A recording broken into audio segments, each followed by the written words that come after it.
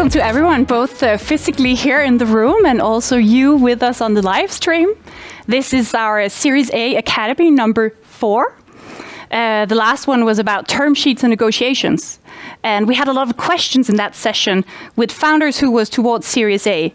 Amongst the questions was, what is actually the true benchmarks in this period when it comes to raising an A round or raising a B round? On average, we hear that $1 million US in annual recurring revenue, and then any investor in an A round would be happy to talk to you. But then word on the street is, that's not the case anymore. So in order to get some clarifications, also to hear what is up with Kinnevik in Denmark, because Kinnevik is one of the funds that invested heavily into Danish startups, we invited Tim and Magnus from Kinnevik to share with us some of these benchmarks, but also to get to know you guys, the people behind the fund. Who are you actually? Because one thing is having a fund on board of your company. A totally different thing is, of course, who's the actual person that will be your number one relation. So that's why we're here today for the next 40-ish minutes. And I wonder if we could start nice and easy. And you could say, what is your overview of the Nordic investment landscape these days? Any trends, kind of what's going on? What do you see out there? No, please go ahead, Tim. No, I mean, I think over the past, so we started investing in the Nordics again sort of 3-4 years ago. Now, historically, we've done a lot of investments from Kinnevik's perspective here in the Nordic. We've in fact built companies as well, and we can get back to that. But we started again sort of 3.5 years ago building this Nordic team and looking at all the exciting things happening here in the Nordics. And what we're seeing is a lot of companies have matured to a certain extent. Right. So here in the Nordics, we have relatively small markets. And what that means is the entrepreneurs look for international avenues very, very early on. And one of the things that we've done historically at Kinnevik is to not only build, but take companies global, whether it's into the rest of Europe, North America, parts of Asia, and so on and so forth. So we found a good fit to a lot of these companies. Mm-hmm. The other thing that we're seeing, and Magnus will explain more about that, is there are certain subsectors that the Nordics is just very, very good at. One of such is food. No, absolutely. I would sort of echo that in the sense that obviously Kinnevik has a fairly big balance sheet, and we invest on our permanent capital over time. And arguably, looking at the Nordic opportunity set, oftentimes, if most businesses were more domestic in nature, wouldn't have been very rational from our perspective. But as Tim outlined, just given the nature of our markets and the markets being somewhat smaller domestically, a lot of companies quite early on have sort of been able to prove out that they're a local hero and have sort of an ambition for going for bigger markets internationally, which enables us to look earlier in the journey of the company. So outside of the Nordics, we tend to be more a Series C onwards player. However, in the Nordics, it makes sense for us for various reasons to start looking already at Series A and Series B. And this sort of factor and nature of the market being one of them, but also as you highlighted, we are based in the Nordics, so we feel that we have sort of stronger network and connections throughout the Nordics. Yeah, makes sense. One thing is Kinnevik. I think you VCs sometimes talk more to each other than you talk to actual founders. What, based upon several funds, do you see as kind of the benchmarks now? And I'd love for you to be like very specific, because I know that we have people amongst the audience who are looking for like actual numbers, things to note down. What are the new rule of thumb based upon what you guys see? Yeah. But I can start. If we look at the early stages, I think you need to be aware of that we are some people in the room, and the ones in the back should also be able to get the. I'll be louder. I'll be louder. But it's really secret stuff, right? So he's trying to whisper it to the guys who came up front. Yeah, exactly. No, so if we look to Series A, sometimes Series A and Series B's blend these days. A Series A today is the Series B of 5 years ago, but that's a different discussion. Benchmarks wise, I mean, I think what we all see is because there's more competition in the market, and because, frankly, entrepreneurs are net better. They have more resources. They have more, proven founders and teams. A lot of them jump off established businesses. They've taken the growth journey. They're now going out on their own.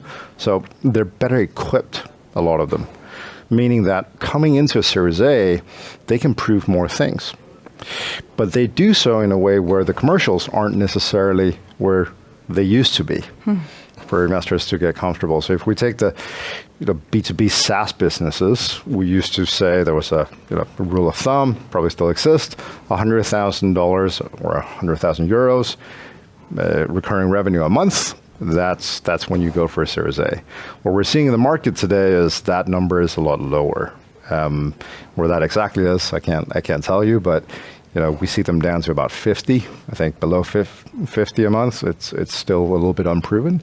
I would actually flip that around and say from our perspective, it's very important that for a Series A business that they have a good product market fit. And what that means is you don't just have one customer or two customers. You actually have a set of customers who's used your product for long enough, and it's become, how should I put it, sort of stable enough within those organizations. So it's more demonstrating that your product is mature enough before Series B, right? Or getting towards the Series B, which is more scaling.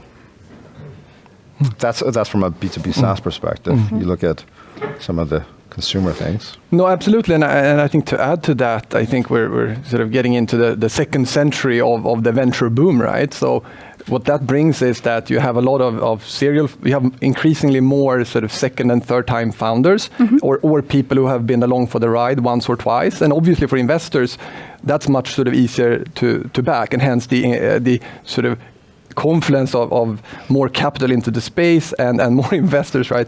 That all drives to the same place, which is sort of impact on valuation or / how early you can go, which is, I guess, two sides of the same thing, right? What about I'm not going to give you a number, I'm sorry. No, but I think it's funny that you talk about that number, and I think that goes for even sort of valuation multiples and sort of what dilution to expect, etc. And people try to sort of apply similar rules of thumb across sort of startups or across tech companies, etc. And it obviously becomes very silly because the initial rule of thumb came from sort of a specific subsegment, and people try to sort of obviously position and sort of get that over to other businesses, which doesn't make a lot of sense. But I think, the reality is early stage, you don't have perfect comps, and people like something to hang their hat on, right? So everybody's doing their best to sort of provide a basis for sort of having a discussion of what is valuation, right? And as such, it's all about doing that very, very well. It's an art. I think what I'm trying to kind of lure out of you is, fair enough, not a specific number, but at least the range. Right. So I've heard from plus 1 million all the way down to 500,000. Have we heard of an A round annually? Yes, even lower. Sure. I mean, you can have A rounds that are pre-revenue as well. Yep. I think, again, reframing it a little bit, and that's how we think about it internally, is it's a quality validation. Right, so you've probably heard that we have a lot more capital in the market across the different stages, but that capital goes to fewer companies. There's a flight to quality. That same dynamic happens in the early stages as well, and the way that we demonstrate or that we validate that, part of what we do here in the Nordics is, as Magnus mentioned before, is proximity. We have an office here, we have people on the ground, we can due diligence the founders by asking around. We have our own set of founders, we have our own connections, our own investors that we co-invest with. So the more proof points that we can have on the team, and the more proof points we can have from the customers, the more comfortable we can get, even if that number is not at 500K a year or $1 million. So it's more, at the end of the day, we're all looking for quality. And the more we can demonstrate that, the more the entrepreneurs can proactively demonstrate that, even if it's in soft metrics or factors, the better. And another number that's been talking about in the streets is the month-over-month growth. Do we have any comments on that? Any experience? A range, if not a specific number? I'm looking at you, Magnus. Yeah, I'm really not a SaaS-focused investor, so I'm not the right person to give you that number. I think for me, and I think what makes Kinnevik somewhat, and this is the pitch to companies, right? What makes us somewhat different than a lot of other early-stage funds in particular, but a lot of other funds in general, is that we have a truly long-term perspective. So we've our big success stories, we've held a lot of them for 20, 30 years until they're really big listed companies, and then we give those shares to our shareholders who are, retail investors. Which means that to me, to build a lot of value over the next 20, 30 years, it's much more important to understand if the opportunity or the potential market is such that you can grow, 20, 30% per annum, but do it for 20 years. Because those numbers get very, very big at some point, right? As opposed to sort of growing very quickly for a few years and then you sort of filled up your niche and you get sold to somebody.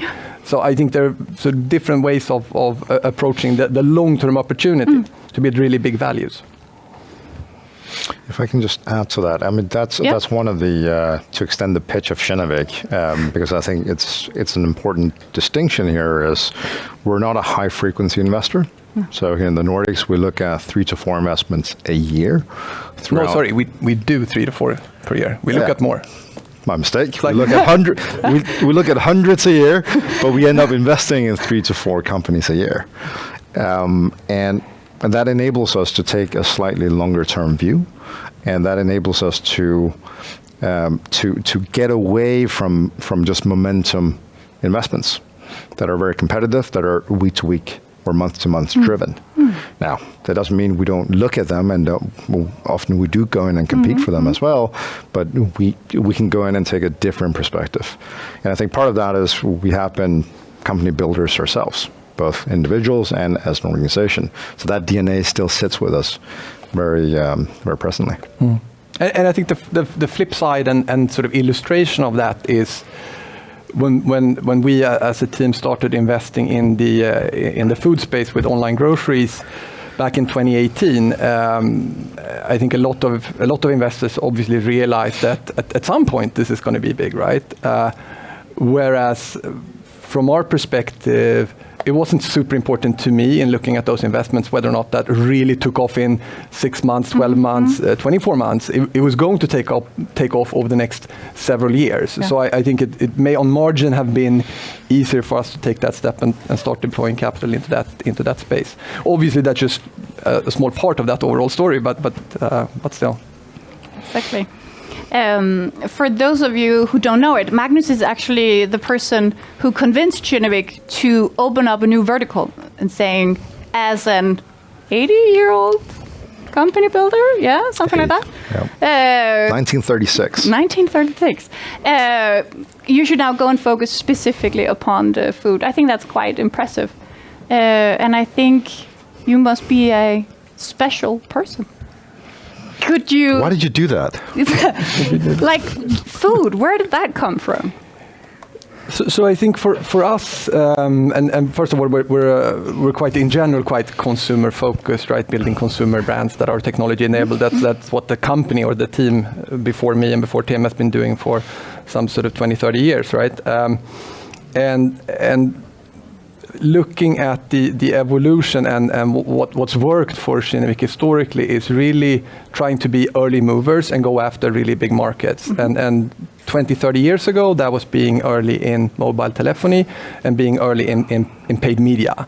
And then over the past sort of iterations, just before Tim and I joined, being early in stuff like Rocket Internet, Zalando, Avito, looking at sort of the first iteration of sort of online migration, including marketplaces and online classifieds.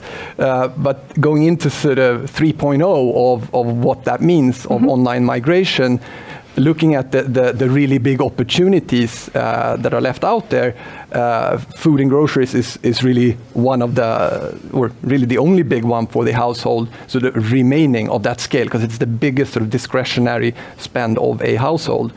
I think that's very common knowledge. I think Amazon years ago said for us to be able to meet our growth ambitions over time, to keep growing from our huge base, we need to also win in fashion, we need to also win in food, right? And they've done certain moves to get there and so on. So I think that's sort of well known. I think the reason that people hadn't started deploying in the space 3 years ago when we did, but are starting this year, as you've seen all around, exactly. is that it is very complicated to fulfill fresh items where each item value is very, very low. So it takes a lot of efficiency and execution. So we spent a lot of time looking at the space, meeting with companies until we finally found a team in Norway who are now called Oda. Back then they were called something else. We renamed for internationalization. And we went with that 3 years ago and are increasingly keen. Increasingly keen. If we have any food interested or foodies in general out there, could you just add a couple of more? What are the trends that you're seeing within this food space? More specifically, right? What are the tweaks? No, so I think, and it's not really tweaks, and that's why it's interesting to us. I think it's a total overhaul, and that's why it's interesting. Yeah. So. Even though it is the biggest consumer opportunity out there, both the downstream or retail part of the system hasn't really changed in like 40 years. There's been some, tweaks, but so the whole sort of downstream piece needs to move from the supermarkets that people shouldn't drive to getting stuff delivered to your door, as last mile is being built out across all verticals, right? So I think that's a big and interesting piece, and we started there, and that's obvious. But I think it equally holds true upstream, where the big FMCG companies for decades have been optimizing production, branding, marketing to the consumer, and the product has been built for standing on shelves in stores. That's part of it. It's also been optimized for shelf life. In terms of you can keep the product on the shelf for sort of 8 weeks, and you put a lot of substances in there that consumers don't really want to eat. So I think that whole thing needs to be rebuilt. You should farm/produce stuff in sustainable manner, and you should as quickly and as a straight line as possible take it from wherever it's produced to your kitchen, and so that whole system will change, and it's a huge opportunity. We're also seeing several Danish startups working with this, both the last mile and also like taking it from soil to kitchen as fast as possible, in very different business models. I should do a plug, obviously, because we are invested in Simple Feast locally. So if you haven't tried it yet, you really should. And we spent the morning with the team actually in their amazing kitchens in this really trendy part of Copenhagen. I don't know the name, but it's like a lot of Refsaløen, and it's a lot of sort of trendy startups and food companies out there. That was great. But importantly, for those who felt that sort of getting these 3 amazing dinners, but you felt that sometimes one of them didn't really fit you and that got annoying. In 2 weeks, they're launching free choice. So you have a selection of 5 dishes. So you go in and pick which 3 dishes you want for next week. And obviously in Denmark, you also have a broader selection of sort of other food items you can get for the household, for breakfast, etc. And one that they don't have in Sweden yet, which is super annoying, is they have a pancake batter, which is amazing. So I would really recommend that. Well, we love pancakes at my home, so maybe I should look into that. So Simple Feast, alongside Vivino, Lunar, Pleo, and Superb, which are the Danish companies that Kinnevik has invested in within the past 3 years. These are obviously very popular growth companies who, I guess, have leverage over you as VCs and investors. Why should Simple Feast choose you? What did you do? Did you charm them? Did you what did you have to offer? Yeah, for Simple Feast, I should probably do the story, I guess. So no, but it's a fair point. And as Tim outlined earlier, we are in a market where there are typically lots of investors going after the same opportunity, and in the case of Simple Feast, they weren't actually doing a round. I was speaking to them sort of between rounds, and it can be helpful or not, depending on if people want to take the time. But it is often a combination, right, of various factors. Oftentimes, it does not come down to valuation for most investments we do, I would have thought, but it needs to be in the ballpark of what others are doing. But in most instances, companies get a set of a ballpark, and they oftentimes pick somebody in this vicinity because they like the brand name. We shouldn't sort of over-index our own importance. The brand name is important to companies early stage to sort of get that stamp of approval, if you will, right? But also a big part of it is both from the founder and from the investor is that you have personal chemistry. And you feel in the room that you want to hang out with that person and speak to that person sort of on a weekly basis for 10, 15 or so years. Because if you feel that's not going to be enjoyable, you really shouldn't accept money from that person and vice versa, right? Because it is an intense sport of venture investing. And so in the case of Jacob and team at Simple Feast, obviously, as I just described, they're out in this trendy part of Copenhagen. So I tried to charm and brought them up to Stockholm with the rest of the team for a full day. Took them out to my youngest brother's microbrewery in the harbor. Did the brewery tour. Sort of wore a T-shirt, of course, not an actual sort of button-up shirt, and then to this amazing sort of everything is in the detail, right? Yeah. And then this amazing wine bar that has a lot of vegan food in the evening to sort of. I enjoy it myself as well. It was genuine, but obviously thought a bit extra that day. Yeah. So that's obviously some of the icing of the top of things, but. I think it's actually quite impressive, right? That you managed to get Kinnevik into these 5 Danish companies who literally can pick and choose between international investors. Sorry, did you want to hear about the actual pitch? So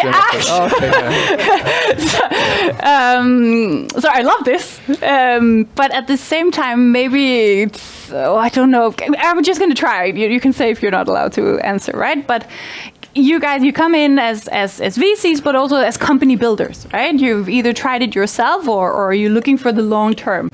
And so what is it that you do? Like, can we talk about Simple Feast? Can you say, like, what did you suggest them, right? Did they have any tough choices that they were in front of where you could go in with you as a person and your approach and background, obviously, to say, well, you need to tweak something here, or, this has potential, but, in this part of your company, it's not working. Like, we need to change something or someone or...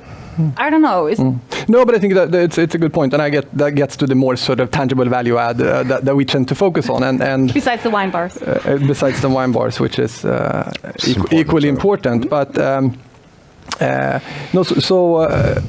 Obviously all investors speak about their immense value add and engagement, etc. But we try to do a bit extra, in particular around talent. So a lot of the companies where we invest, we spend extra time in assessing the team when going in, but also throughout that journey, especially in the early period, try to help them in designing and building out the organization, both on the C-level and on the board. But not only sort of coming with opinions and ideas, but also we do have colleagues. We do have a head of talent and platform at Kinnevik, a colleague called Anna Stenberg, who really comes in and spends a lot of time after having built a recruiting business for 30 years and does this ourselves and together with third-party firms that we work with in partnership, come in and spend actual time with the teams and help them identify what they need, and then go out to sort of help them find that person and help interview those people, etc., to actually sort of hands-on help with talent. Because ultimately, there are a lot of good ideas out there, but building a company, it's all about what are the people and can they execute, right? That's ultimately what it all boils down to. So that's the area to double down. So that's what we do. So it makes sense on a general level, and I think the pitch that you're remembering, I think the first 10 or 20 VC websites will say something quite similar, right? Like, we have a head of platform, we have a talent recruiter just for you. So what happened in Simple Feast? What changes in I'm not saying that you personally it has now made Simple Feast a success. I realize that, but what changed in their organizational setup? No, so for them, there wasn't that wasn't really part of the story at that point in time. But no, I think for them specifically, it was more the wine bar. But no, but I think for Simple Feast, it was actually more. I think for them to have a long-term investor that has an appreciation of the big change of the ecosystem and a strong focus on sustainability that we believe is a big driver of that shift. For them to have people who sort of understand them and sort of have the same conviction and also understand that building a physical business is messy and takes time, because although they have quite good brand recognition now, both in Denmark and in Stockholm, their next step, they just opened up a huge kitchen in California a few weeks ago, and that's sort of the next step of the journey. But before they're an actual sort of mature and large business, that's years out, right? It's early days. So to be able to go through all the learnings and bumps together, I think it's good to have somebody who shares that long-term understanding and conviction. So I think it was more that sort of made them like us. Do you think you have something to add, Tim? Because you're in on Vivino, Luna, and some of the other investments. I mean, it's along the same lines, right? I think one of the things to add is we're very relationship-based. Do remember the people in the back. All the way in the back. No, we overemphasize relationships to the founders and to the team. Chemistry is very important. Magnus touched on it. It's popularly said it's marriage over 10, 15 years. Regular marriage, you have a get out button. You don't have that here. It's very difficult to get out of an investor relationship. It's messy, even messier than a divorce. So from that perspective, it is very important that the founders spend enough time with us as well. And we spend a lot of time with our founders. So when we first meet companies, whether it's Series A, Series B, often we would have met them the round before, even when it's too early for us to invest. We're very open about that. But at the same time, we say, this is how the relationship starts. And we try and be helpful wherever we can. And then over time, if the stars align, we make an investment. And by that time, for us, our primary objective really is to be the first call for that entrepreneur for anything, high and low. Doesn't matter what it is. It can be business related, it can be personal, whatever. And that takes time to build. But that's the relationship we want to get to, because that's the place you want to be so that you can problem solve properly. We don't just want to hear about the good things or the big bad things. We want to hear about the small things as well, so that we potentially can pitch in and help. So both Magnus and I we spend the majority of our time with our companies, and that's partly a big part of our model, which is we don't have that big a portfolio by design. We take our bets, if you will. We put our beliefs in a fewer set of companies, and then we double down on being active in those. And that sort of works because we have a greater span of stages, right? So we don't only do Series A, we do A, B, C, D, E, F, G, H, etc. And then double down on the IPO. Yes. Yes. We can, yeah. So I'd love to open up questions from the audience. I'll start with the first one, so get your heads started for Q&A. Could you come with an example? What is your approach when something does not work out, or when it does not go the way that you foreseen it or it was planned? That's a hard one. Magnus will answer that. Excellent. Thank you, Tim. No, but I think it's in a sense a good question, and in a sense not right, because it will never go as planned. I think that's the reality of early stage investing and even later stage, right? One thing we know when we invest is that the plan we're investing on is completely wrong. We just don't know in which direction, right? So it doesn't go as planned. But And oftentimes, or most of the time, it doesn't go as planned in the wrong direction, at least during some time period. We may start off really well for a year, and then it sort of plateaus and nobody knows why, right? For a year, and then it takes off again. So that is bound to happen. So I think that the important thing, as an investor, we're not there to make the magic. That's somebody else, right? So for us, it's more, how can we be supportive? Is it something you're missing on the team? Can we be helpful with other sort of introductions for partnerships or whatever it might be?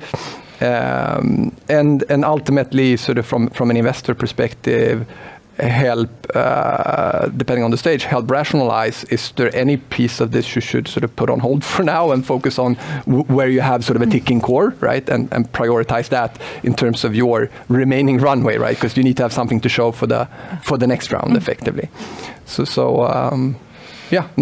That happens most times with companies, right? That's fair. I don't think it's fair to let you off the hook. Like, can't you come with an example? No, we can talk about the example afterwards, but I can say this. I think I've said it before. I'll say it again, which is when things are going well, all your investors are behind you. No one is against you. Everyone is a good investor. Everyone is a good stakeholder. It's when things start to go bad, that's when people either show up or disappear. And what we strive for is to show up every time. We don't have a 100% hit rate on it, but that's what we strive for. And because we have fewer companies and we have a longer term perspective, we succeed more than we fail on that. And that's an important thing to, especially for Series A entrepreneurs, to keep in mind, because you will have a lot of investors with you on that journey.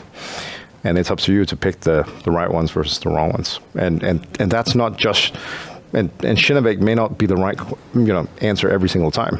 And a lot of times it is, but not every single time. There's a fit question. We may not fit you, or vice versa.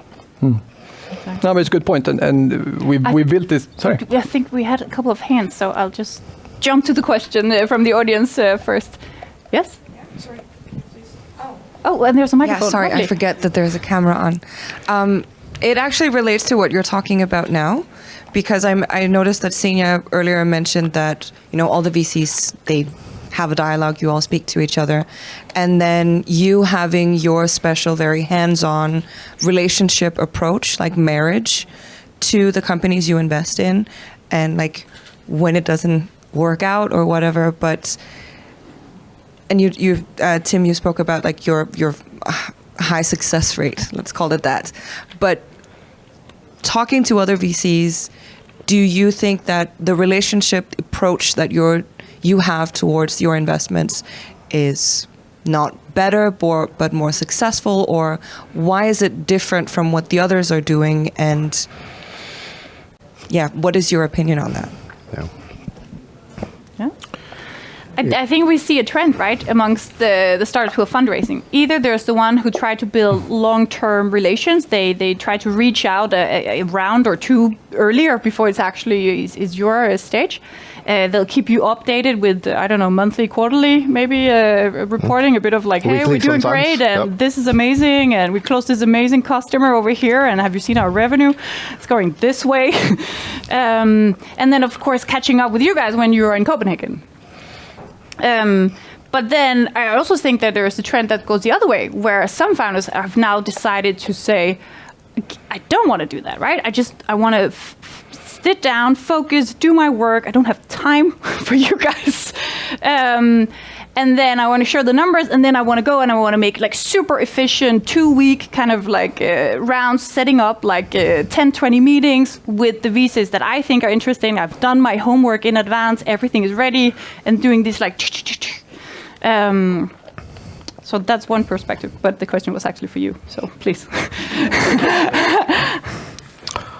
He didn't listen, so he has no idea what you're talking about. Is your I lost the trail there with your answer. Is your relationship approach different, better, deeper than what any other VC is doing? Because I assume they would also like a nice relationship with their founders. Who are they investing in? Yes to the above. No, it's different. It's not better or worse. it's different. It's different because it works with our structure and our setup. And it works for us because this is what we care about. And that's where the fit question comes in. We may not fit the founders that don't want investor involvement. No. We will not be the right investor because, frankly, we can't stay out of the business. We're not operational. We don't take any decisions for the founder, but we want to be involved in every bit and piece of it because we're interested. That's how we are built.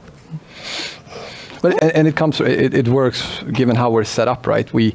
So given our size and given the spread of investments, a bunch of our growth companies that we still think we're going to hold for a long period of time, we just invested more in while they're listed, right? So they're listed companies, and some of them are sort of very, very late stage where we help them build like a very big proficient board with a lot of independent directors, which Series A companies barely know what it is, right? But so we have this spread. So for us, it makes sense to have fewer assets because the value per manager is still similar to a Series A player who has 20. So it works for us given we have that's inherent multi-stage or evergreen approach. And I'd love to have time for the next question. If I can just add one thing. I'll speak fast. No. So I think one of the areas, so one is we are different, but the reason it works for us is those relationships give us better access later on. So to come back to your earlier question, Lunar, Vivino, I mean, we've known the founders for 6, 7, 8 years and haven't found a fit for various reasons until now. But now they're big companies, successful, much more competitive, and we can still come in and win those deals because we build up that relationship from the beginning. So sometimes that matters. Well, we do agree that Luna said no the first time, right? That's what Ken says. Yes. And the entrepreneur is always right. The next question here. He's watching this, so he's always right. Yes, back to the specific AR benchmark. No. We'll send you an email afterwards. We have an Excel sheet. Exactly. Yeah, send me that after. No, a question about round composition. So how do you think about the optimal composition of an A round? Obviously you need to have a lead investor, that's a no-brainer, but should you always aim to go with just one VC and then maybe a couple of angels? Should you actually try to structure it with maybe one lead, 2 sub-VCs, whatever? What are your thoughts about that? Oh, it's a tricky one. You can answer. So it depends on ownership. Every VC that comes in needs to have sufficient skin in the game. If they don't own enough, their interest will not be piqued as easily. So if you're a Series A investor, typically you will come in and buy at least 10%, often 15 to 20. So it will be limited how many you can bring in. Now you can bring in one lead and a few smaller ones if they can net add value, but you shouldn't expect them to step up for the next round. So it's a little bit of tricky. I mean, if you have a strong lead, that should be sufficient. I wouldn't compose it with more just because you want to have more. They need to bring something to the table, and then keep an eye on ownership stakes. No, I guess I think there's, as you know, right, there's such a strong focus on ownership in that early round, right? And ideally, people would Series A investors in general, I guess, like 20%. That was the old golden rule at least, and I guess that's creeping down, right? But with that in mind, there's always tricky to make room for more than one because then you've taken all the dilution day one and you'll have nothing as a founder. So I think that's part of the problem and the reason why you have one. The other part of the problem, or the other part for us, is we don't like to deploy too small checks. The checks, we like them to be at roughly $10 at least. So for us in the A round, we really don't want many other people because then there's too much dilution for the founder, or our check is too small and it's hard for us to play effectively. So that's a more sort of Kinnevik specific part of it.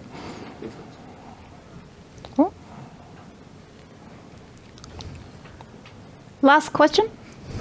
How, on the spectrum, you guys seem to be very hands-on. I have a pretty loud voice, so I can probably... Oh, sorry. On the spectrum of investors, you guys seem to be pretty hands-on, know the founders.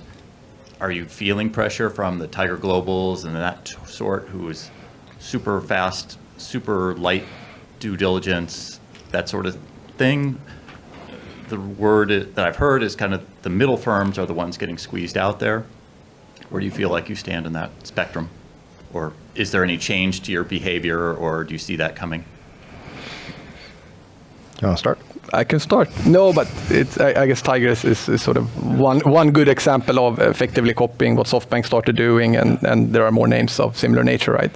And there are pros and cons. Sometimes it's very annoying that they come in very quickly and pay up a lot. On the flip side, they help sort of drive a very positive development in the entire ecosystem, right? In terms of much more cash inflow that sort of helps a lot of companies build. So that's obviously interesting. So we get that on both sides, right? I had SoftBank come into one of my companies a few months ago and then sort of help build that company, and that's very exciting. And to be fair to SoftBank, I think they're slightly more active than Tiger tends to be. So, but so I think it sort of cuts both ways. And also we're not a middle firm. We're a bit smaller than those guys, but yeah. But not a lot. I mean, Just to follow up, a totally different question, just because I just came from a panel of female founders. Is diversity, female, gender, any race, ethnic, whatever, is that influencing your investments at all? Yeah, so I can start. Yeah, no. So we as most investors, right, these days have made quite a big push over the past couple of years. We do a lot of PR to try to position ourselves as quite focused on ensuring diversity. And we start being a Nordic company where sort of gender is the biggest diversity component in that market. Historically, we started out with gender diversity, but are increasingly focused on all types of diversity. So we actually publicly communicated that we need to deploy at least 10% of our capital in female-led businesses, which is 5x the industry, right? So I think we have pretty good and big ambitions, and we're being held accountable as a team for delivering on that.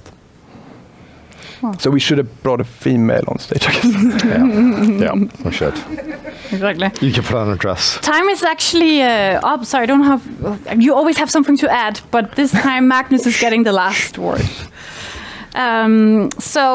This is part of our Series A Academy, and we always would like to improve and be better, and also to learn what kind of questions or what's the next topic. So for the ones who are out there in the chat, you will receive a small update, and for you who are physically here, we have printed, and where are they? Exactly, can you hold it up high so everyone can see? Would love to know, either face-to-face, but even better, actually, here with the QR code, and let us know how we've done, and especially how can we be better. Thank you for today. Go Lunar!